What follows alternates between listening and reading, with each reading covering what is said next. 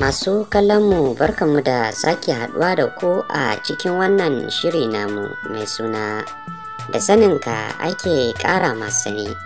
Shiri ne da ke zakulon muku al'amuran ban al'ajabi, ban mamaki da kuma nishadantarwa.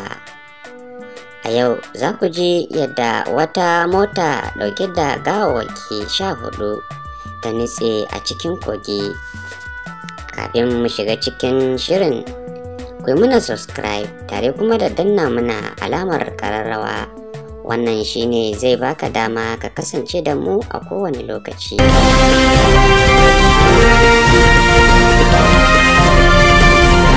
Mutane sun yi ƙoƙarin jawo wata ƙaramar motar bas wadda aka ɗauko gawarwaki 14 daga kogin na Buyunga a Namakwikwi, gabashin Uganda a 1 ga watan Agusta shekara ta 2022.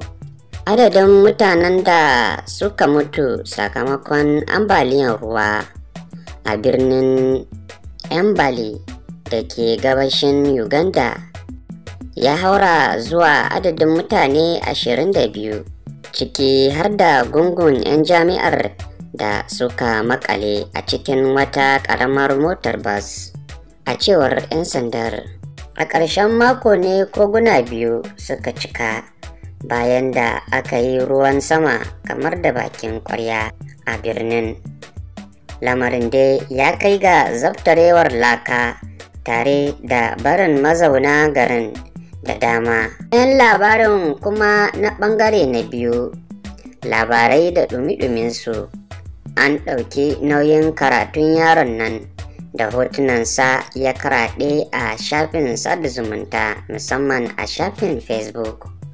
Shugaban hukumar Naganzai Honorable Ashik Mamman Nagadai, ina faɗa daidai, ya yi alkawarin shigar da yaron nan da suka gaisa da mataimakin gwamnan jihar Borno. Wasu kuma na cewa gwamnan ne da kansa. An ɗauki nauyin karatunsa tun daga firamare har zuwa sakandare, kamar yadda Usman Ali Busuguma ya wallafa a shafin nasa na Facebook.